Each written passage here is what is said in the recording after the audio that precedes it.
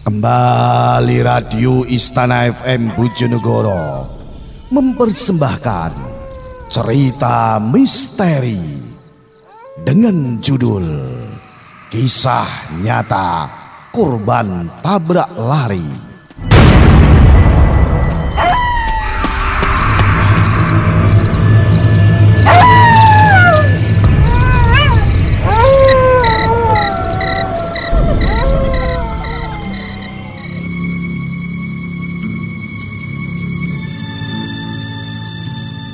Sore itu di akhir Desember 2013, lingkungan tempat tinggalku digembarkan dengan tragedi tabrak lari.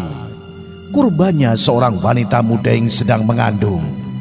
Bayi yang ada di dalam kandungannya pun ikut menjadi korban. Tragis kondisi korban saat itu, dan semua warga berkumpul untuk melihat kondisi korban. Aku yang sedang bermain layangan pun ikut melihat luka di kepala yang dengan terus-menerus mengeluarkan darah segar, seakan menjadi tanda bahwa nyawanya tak dapat diselamatkan. Tidak ada satupun warga yang berani mendekat. Mereka lebih memilih menunggu pihak kepolisian yang akan mengevakuasi korban itu. Jujur saat itu aku mual melihat banyak darah di mana-mana. Aku sendiri akan bau amis darah fobia. Jika aku mencium bau itu aku akan merasa mual dan kepalaku seakan hilang keseimbangan. Hatiku rasanya teriris-iris melihat bayi yang tak berdosa harus menjadi korban saat itu. Sungguh biadab memang orang yang tega menabrak beliau tanpa ada pertanggungjawabannya. Akhirnya polisi pun datang bersamaan dengan mobil ambulan. Pihak petugas ambulan segera mengangkat korban dan memasukkannya ke dalam kantong jenazah.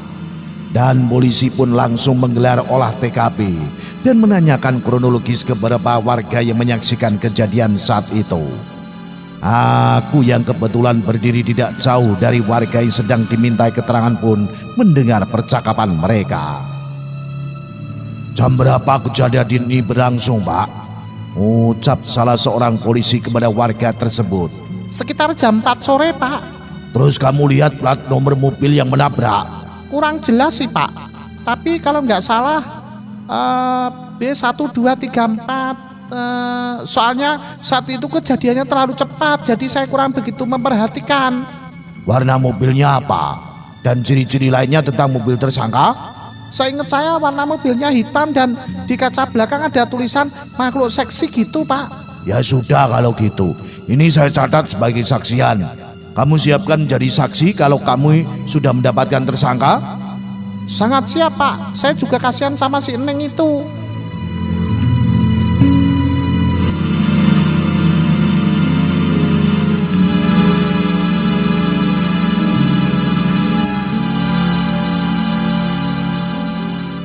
Di tempat berbeda namun masih di sekitaran lokasi, aku melihat seorang bapak-bapak yang sedang menangis di samping ambulan yang ingin meninggalkan lokasi. Beliau menangis dengan sangat amat bersedih. Air matanya seakan tumpah membanjiri muka sampai ke bagian leher. Belakangan baru ku ketahui bahwa bapak-bapak yang menangis itu adalah suami dari korban tabrak lari itu.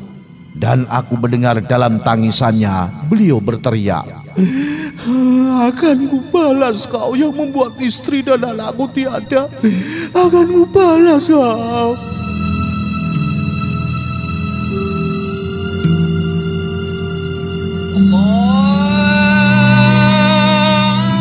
Allahu Akbar, Allahu Akbar. Singkat cerita, suara adzan maghrib pun terdengar, seperti menjadi panggilan untuk aku dan semua yang menyaksikan kembali ke rumah masing-masing. Dan polisi serta mobil ambulans pun meninggalkan lokasi terjadinya kecelakaan itu.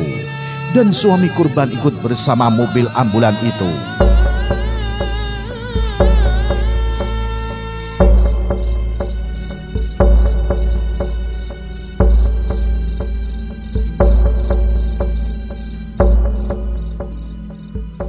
Malam hari pun tiba. Aku yang sedang asik bermain PlayStation merasa terganggu oleh perutku yang tak henti-hentinya berbunyi. Cacing pada demo nih. Makan apa ya jam segini? Kumanku dalam hati. Aku pun menuju dapur untuk mengecek stok makanan di sana. Dan ternyata kosong. Sial, lagi lapar begini makanan habis semua lagi. Sungguh apes malam ini. Kembali hatiku menggerutu. Aku teringat tukang nasi goreng di samping jalan itu. Tukang nasi goreng langgananku. Aku pun segera menuju ke sana. Dengan mengendarai sepeda kesayanganku yang kupercepat lajunya. Di tengah perjalanan aku mendengar suara wanita menangis.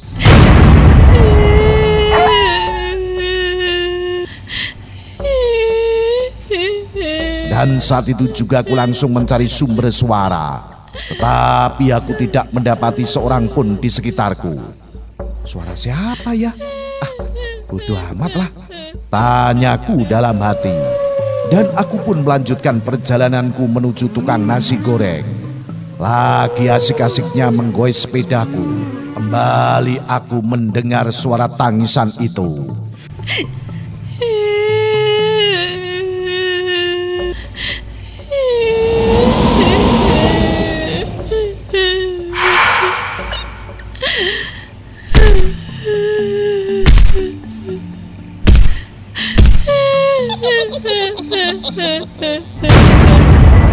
Dan saat itu aku baru teringat. Ini kan jalan yang tadi sore ada yang kecelakaan. Ucapku spontan. Aku langsung menggoes sepedaku. Lebih cepat dan tanpa rem sedikit pun. Di saat sepedaku melaju kencang karena ketakutan, aku tidak sadar bahwa di depanku ada bak sampah. Dan akhirnya tertabrak, aku terpental dari sepedaku. Kepalaku benjol terpentok bak sampah itu dan lenganku robek tergerus aspal jalan. Sialnya lagi di situ tidak ada seorang pun yang dapat membantuku. Gue apes banget hari ini. Sial. Aku yang masih kesakitan karena terjatuh dari sepeda sempat terduduk di samping bak sampah sialan itu. Aku rasakan badan ini remek semua dan kakiku terasa ngilu banget. Beberapa saat kemudian aku berusaha bangkit dan melanjutkan perjalanan walau dengan terseok-seok.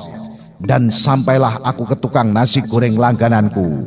Dia melihat ke arahku dan bertanya, "Kenapa lu, Dek?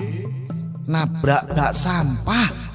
"Lah, bak sampah lagi diem malah kamu tabrak." "Kalau bukan karena ada yang nangis mah, saya juga nggak mungkin nabrak bak sampah itu." "Tangisan apa?"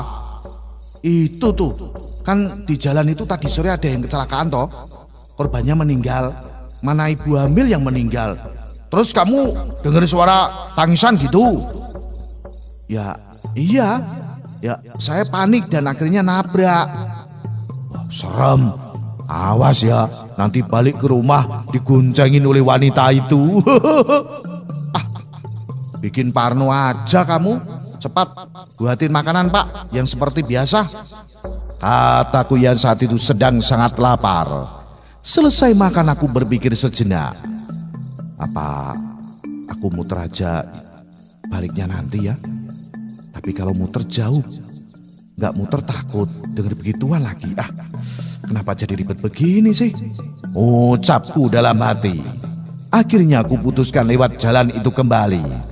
Tak lupa aku membayar makananku tadi dan menyalakan sebatang rokok terlebih dahulu.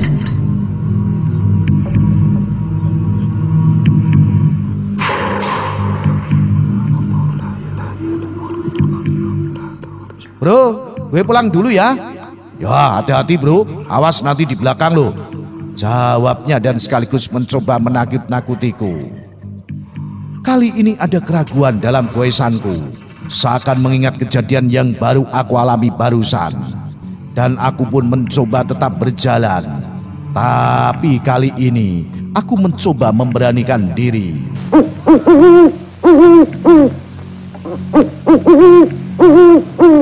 Tiba-tiba di tengah perjalanan aku dikagetkan oleh seekor kucing hitam yang menghalangi jalanku.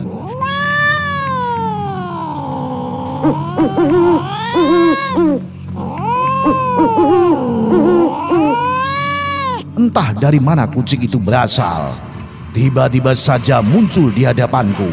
Hus, hus, ucapku seraya mengusir kucing itu.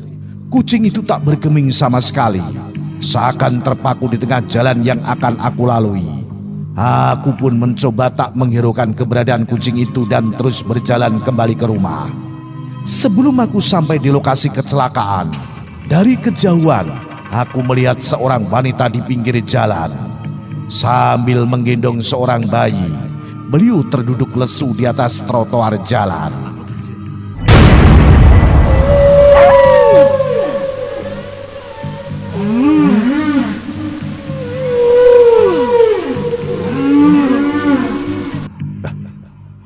Ngapain juga tuh orang di situ? Itu kan tempat kecelakaan tadi. Ucapku dalam hati. Sempat ragu aku kembali memikirkan ulang keputusanku untuk melalui jalan ini. Lanjut jangan, lanjut jangan, lanjut jangan ya. Begitulah pemikiranku saat itu. Akhirnya aku berdiam diri untuk beberapa saat sambil menunggu seseorang lewat jalan itu. Pikirku kalau ada orang lewatkan bisa aku barengi. 30 menit berlalu tapi tidak ada satu orang pun yang melalui jalan itu. Sial, gak ada orang lagi. Gimana caranya balik ke rumah ini? Masa ia harus muter lagi? Kerutuku dalam hati. Wanita tersebut tetap duduk di trotoar itu. Aku yang melihat hal itu pun heran. Nih cewek kok gak pindah-pindah ya? Kataku yang sudah kesal oleh tingkah wanita itu. Aku pun mencoba memberanikan diri untuk terus berjalan. Dan sampailah aku melewati wanita itu.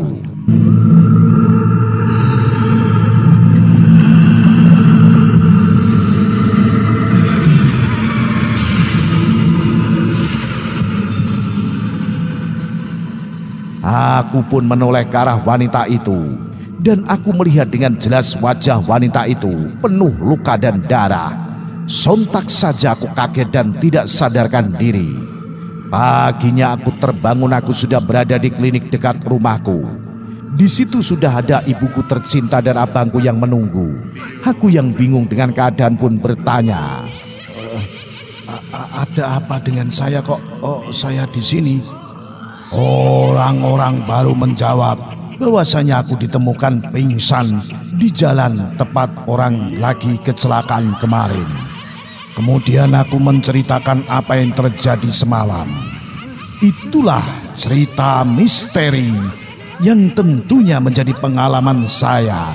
Saya ceritakan kepada seluruh Jimatres-Jimatres senusantara. Salam Jimatres, salam misteri. Au.